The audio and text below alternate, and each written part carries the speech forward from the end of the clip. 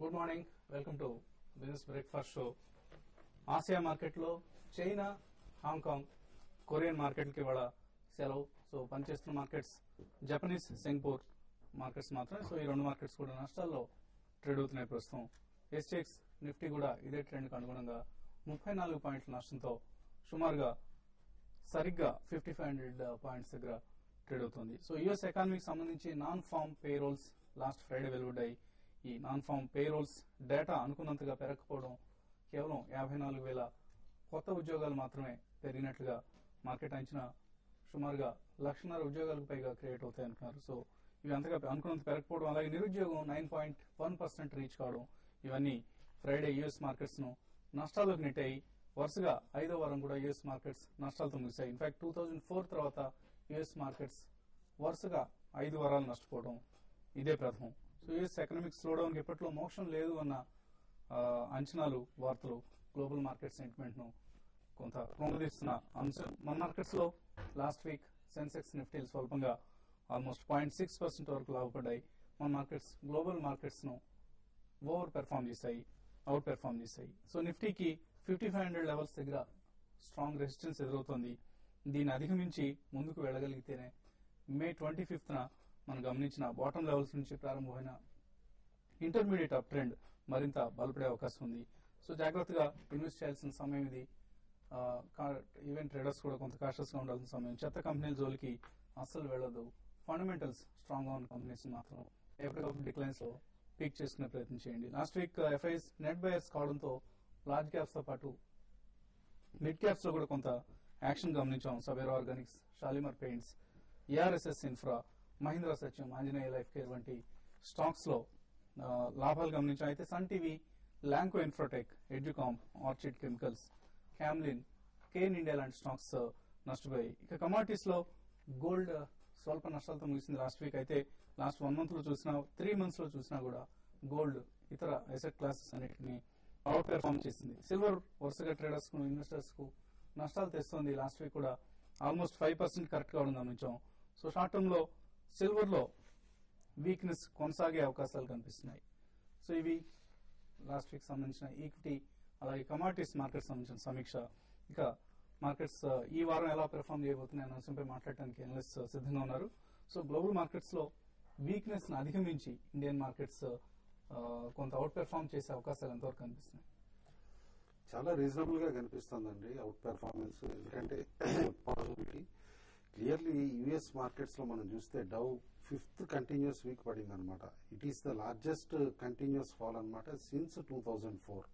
కాబట్టి అంత prolonged weakness US markets లో ఉండి అన్ని నెగిటివ్ గ్లోబల్ క్యూస్ ఉన్నప్పుడు కూడా లాస్ట్ 10-15 ట్రేడింగ్ సెషన్స్ లో మన దగ్గర చూస్తూ ఉంటే స్పోరాటిక్ గా ఎఫ్ఐఐ బయింగ్ రావటం, ఇటు డొమెస్టిక్ ఇన్స్టిట్యూషన్స్ బయింగ్ కూడా రావటం అండ్ మార్కెట్స్ రెసిలియంట్ గా ఉండటం చూస్తే కనుక మనం డెఫినెట్ గా అవుట్ పెర్ఫార్మ్ చేస్తాము అని చెప్పేసి కనిపిస్తుంది. ఎందుకంటే QE3 అని చెప్పేసి ఏదైతే ఇప్పుడు తిరిగి మొదలు పెడుతున్నారో యుఎస్ లో, అక్కడ మ్యాక్రో ఎకనామిక్ అబ్జర్వర్స్ అది QE3 అంటూ వస్తే కనుక తిరిగి ఎమర్జింగ్ మార్కెట్స్ మేజర్ బెనిఫిషియరీ అవుతాయి లిక్విడిటీ ఫ్లో వలన. కాబట్టి నేను అనుకోవటం మనం ఈ near term two medium term monsoon progress బాగుండి గవర్నమెంట్ కాస్త ప్రొయాక్టివ్ స్టెప్స్ తీసుకుంటే కనుక నేను అనుకోవటం మన మార్కెట్స్ అవుట్ పెర్ఫార్మ్ చేస్తాయి. అయితే ఈ 1 వీక్ 10 days లో మాత్రం చాలా న్యూస్ ఫ్లో ఉంది, మన డొమెస్టిక్ న్యూస్ ఫ్లో అనమాట. స్టార్టింగ్ విత్ 9th నాడు import group of ministers oil price hike, తర్వాత ఐఐపీ నెంబర్స్ రావటం, అడ్వాన్స్ ట్యాక్స్ ఫస్ట్ క్వార్టర్కి కంపెనీస్ కట్టేది June 15th లాస్ట్ డే అనమాట. అప్పుడు అడ్వాన్స్ ట్యాక్స్ నెంబర్స్, ఆ తర్వాత RBI credit policy meeting June 16th నాడు. ఇవన్నీ కూడా చూస్తూ ఉంటే ఈ న్యూస్ ఫ్లో అయ్యే వరకు మార్కెట్ కాస్త రేంజ్ బౌండ్ ఉండొచ్చు అనమాట. విత్ స్లైట్ మూవ్మెంట్ ఏదైనా సరే కూడా ఈ రేంజ్ బౌండ్ మూవ్మెంట్ లో డిపెండింగ్ అపాన్ గ్లోబల్ క్యూస్ ఉండొచ్చు. డౌన్ సైడ్ మాత్రం 5300 మేజర్ సపోర్ట్ జోన్ లాగా ఎమర్జ్ అవుతుంది. అండ్ ఆన్ అప్ సైడ్ కూడా 5600 లెవెల్ క్రాస్ అయితేనే, అంటే సస్టైన్డ్ క్లోజింగ్ 2 days అన్న క్లోజింగ్ 5600 పైన వస్తే కనుక 5680, 5700 అటెంప్ట్ చేసే పాసిబిలిటీ కనిపిస్తుంది. టిల్ దెన్ మార్కెట్స్ ఈ రేంజ్ లోనే ట్రేడ్ అవ్వచ్చు అనే పాసిబిలిటీ కూడా క్లియర్ గా తెలుస్తాం. సో నిఫ్టీకి 5500 దగ్గర స్ట్రాంగ్ రెసిస్టెన్స్ కనిపిస్తుంది.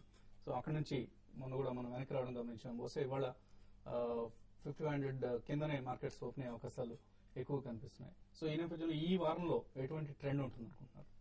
చాలా వరకు ఈ వారంలో కొంచెం మన మార్కెట్స్ లాస్ట్ వారంగా గమనిస్తే అవుట్ పర్ఫార్మ్ చేసింది గ్లోబల్ గా చాలా వరకు యూఎస్ అండ్ యూరోప్ మార్కెట్స్ తో కంపేర్ చేసుకుంటే. అయితే ఈ వారం కూడా కొంచెం మంది అవుట్ పర్ఫార్మ్ చేయడానికి అవకాశం ఉంది. దీనికి ప్రధాన కారణం అంటే చెప్పాలంటే లాస్ట్ ఒక 1 వీక్ 10 డేస్ నుంచి ఎఫ్ఐస్ ఈక్విటీలో బై చేస్తున్నారు. ఈవెన్ నిన్న కూడా మనం నిన్న ఫ్రైడే రోజు మార్కెట్ పడిన రోజు కూడా చూస్తే దగ్గరగా ఎఫ్ఐస్ ఈక్విటీలో బై చేశారు. అంటే పడుతున్న మార్కెట్ లో కూడా వాళ్ళు ఇన్వెస్ట్ చేస్తున్నారు కాబట్టి ఇక్కడ నుంచి మార్కెట్స్ పెద్దగా పడడానికి అవకాశం ఉండదని అనుకుంటున్నాను. దీంతో పాటు ఈ మాన్సూన్ అనేది కూడా కొంచెం చాలా ఎంకరేజింగ్ గా ఉంది. బొంబాయికి నిన్న ఈ మంత్ 12th 13th బొంబాయిలో ఎంటర్ కావడానికి అవకాశం ఉంది. ఎప్పుడైతే బొంబాయిలో రైన్స్ పడతాయో బాగా సెంటిమెంటల్ గా మనం చూస్తుంటాం ఆ రోజు మార్కెట్స్ బాగా పెరుగుతుంటాయి. కాబట్టి ఇక్కడ అంతా ఏంటంటే మార్కెట్స్ మీకు గమనించాల్సింది ఏంటంటే ఇన్ని రోజులు యూరోప్ అండ్ యుఎస్ మార్కెట్స్ చాలా స్ట్రాంగ్ ఉన్నాయి. అయితే ఇప్పుడు ఈ ట్రెండ్ అనేది ఇప్పుడు లేటెస్ట్ ట్రెండ్ అనేది ఎట్లుందంటే అక్కడ వీక్ అయిపోయి తర్వాత ఎమర్జింగ్ మార్కెట్స్ మరి ముఖ్యంగా ఇండియా, బ్రెజిల్, చైనా ఇటువంటి మార్కెట్స్ లో కొత్త ఫ్రెష్ బయింగ్ అనేది కనపడుతుంది. కొత్త ఇన్వెస్ట్మెంట్స్ అనేది ఇక్కడికి వస్తున్నాయి. కాబట్టి నా ఉద్దేశం ప్రకారం మన మార్కెట్స్ ఈ వీక్ లో కూడా కొంచెం పెరగడానికి అవకాశం ఉంది. అయితే ఈ రోజు మాత్రం ఓపెనింగ్ చూస్తే చాలా వరకు ఒక 25 to 30 పాయింట్స్ మైనస్ లో ఓపెన్ కావచ్చు. 5500 బిలో నిఫ్టీ రావడానికి అవకాశం ఉంది. ఒకవేళ క్లోజింగ్ బేసిస్ లో కానీ 5500 పైన నిఫ్టీ కానీ సస్టైన్ అయితే మళ్ళీ కొంత ఇక్కడ నుంచి పెరగడానికి అవకాశం ఉంది. ఒకవేళ 5500 కానీ బ్రేక్ అయిందంటే మళ్ళీ నిఫ్టీ 5400 వరకు రావడానికి అవకాశం ఉంది. 5400 దగ్గర చాలా హ్యూజ్ మనకి సపోర్ట్ కనపడింది. ఒకవేళ 5400 పైన సస్టైన్ అయితే మళ్ళీ మార్కెట్ రేంజ్ బౌండ్ ఉంటుంది. ఏదైనా కూడా ఇక్కడ నుంచి చెప్పాలంటే మార్కెట్స్ రేంజ్ బౌండ్ ఉండే అవకాశం ఎక్కువ ఉంది. ఒక 100 to 150 పాయింట్స్ రేంజ్ ఉంటుంది. దాంతోపాటు ఈ వారంలో ఈవెంట్స్ కూడా గమనిస్తే చాలా వరకు ట్రిగ్గర్స్ మన ఇండియన్ మార్కెట్స్ ఉన్నాయి కాబట్టి దాన్ని బేస్ చేసి కూడా మార్కెట్ మూవ్ ఉంటుంది. గ్లోబల్ ఎకానమీస్ బాగా అంటే మరి ముఖ్యంగా US and Europe economies week ఉన్నాయి కాబట్టి కమాడిటీ ప్రైస్ అనేది చాలా వీక్ ఉంటాయి. అది మన ఇండియన్ మార్కెట్ కి అడ్వాంటేజ్ ఉంటుంది. కాబట్టి ఎవరైతే ఇన్వెస్టర్స్ ట్రేడర్స్ మాత్రం షార్ట్ టర్మ్ మాత్రం కమాడిటీస్ లో మాత్రం లాంగ్ పొజిషన్ తీసుకోవద్దు. ఏమాత్రం కొంచెం పెరిగితే కమాడిటీ స్టాక్ ని సెల్ చేయమని చెప్తాను. ఐటీ ఒకటి కొంచెం సేఫ్ బెట్ గా ఉంటుంది. దీంతో పాటు ఎఫ్ఎంసీజీ అండ్ ఫార్మా స్టాక్స్ ఇప్పుడు ఉన్న అన్ని సెక్టర్ లో ఫార్మా స్టాక్స్ చాలా స్ట్రాంగ్ ఉన్నాయి. రాన్ బ్యాక్సీ, సిప్లా లాంటి స్టాక్స్ ని ఎవరి డిక్లైన్ బై చేయమని చెప్తాను. సో ఇంటర్నెట్ యుగంలో ఉన్నాం మనం. కాలం చాలా వేగంగా దొరికిపోతూ ఉంది అని అనిపిస్తూ ఉంటుంది. కాలానికి ఉన్న విలువను కూడా చాలా అమూల్యమైనది కాలం. మనకున్న అన్ని రిసోర్సెస్ లో అత్యంత విలువైన రిసోర్స్ టైం అని చెప్పుకోవాలి. సో ఈ టైం వాల్యూ ఎంత అన్న అంశానికి సంబంధించి ఎకనామిక్ టైమ్స్ ఈటీ వెల్త్ లో ఇవాళ చక్కటి ఆర్టికల్ ఇవ్వడం జరిగింది. టైమ్ యువర్ ఫైనాన్సెస్ అంటూ రూపాయల్లో కాకుండా మనం ఖర్చు పెట్టే మొత్తం కావచ్చు, మనం సంపాదించే మొత్తం కావచ్చు, రూపాయల్లో కాకుండా గంటల్లో ఎలా ఉంటుందన్న అంశాన్ని లెక్క పెట్టారు. సో ఇందులో చాలా interesting calculation. Last year 1st June ₹1,00,000 కనుక మనం నిఫ్టీలో ఇన్వెస్ట్ చేస్తుంటే గంటకు ఎంత సంపాదించి ఉండేది అని లెక్క పెట్టారు. గంటకి ₹1.35 సంపాదించగలిగేవాళ్ళం. లాస్ట్ ఇయర్ June 1st ₹1,00,000 కనుక మనం ఇన్వెస్ట్ చేస్తుంటే ఇప్పటికీ మన ఇన్వెస్ట్మెంట్ విలువ లెక్క కడితే గంటకి ₹1.35 సంపాదించింది. సో ఇది ఎక్కువ తక్కువ అన్న అంశం కంపేర్ చేయడానికి మరికొన్ని ఇచ్చారు. అదే గోల్డ్ లో ఇన్వెస్ట్ చేస్తుంటే గంటకి ₹2.42 మనం సంపాదించగలిగి ఉండేవాళ్ళం. సిల్వర్ లో ఇన్వెస్ట్ చేస్తుంటే లాస్ట్ 1 year లో సిల్వర్ ఎక్స్ట్రాడినరీ రిటర్న్స్ ఇచ్చిన విషయం మనందరికీ తెలిసిందే. Short term of course recent గా కొంత పడిపోతుంది. కానీ సిల్వర్ లో ఇన్వెస్ట్ చేస్తుంటే ₹1,00,000 గంటకి ₹11 మనం సంపాదించగలిగి ఉండేవాళ్ళం. టీసీఎస్ స్టాక్ లో టాటా కన్సల్టెన్సీ సర్వీసెస్ లో ఇన్వెస్ట్ చేస్తుంటే ₹6.49 మనం ఇన్వెస్ట్ చేసిన ₹1,00,000 సంపాదించి పెట్టేది. అలాగే టాటా మోటార్స్ లో అయితే గంటకు ₹5.77 సంపాదించగలిగేవాళ్ళం. Bharti Airtel 5.21 ₹5.21. Large cap funds కూడా నిఫ్టీ కంటే కొంచెం తక్కువగా పెర్ఫార్మ్ చేసే గంటకు ₹25 ఆదాయాన్ని మాత్రం ఇచ్చాయి. అయితే అన్నిటికంటే నష్టం ఎక్కువగా కనపడింది రిలయన్స్ ఇన్ఫ్రాలో కనుక మనం లాస్ట్ ఇయర్ 1 lakh ఇన్వెస్ట్ చేస్తుంటే గంటకు ₹5 నష్టం వచ్చింది మనకు. సో ఇది it's an interesting calculation. Try to go through it. Callers line లో ఉన్నారు. రావు రాజమండ్రి నుంచి. రావు గారు, హలో, గుడ్ మార్నింగ్. ఏదండి,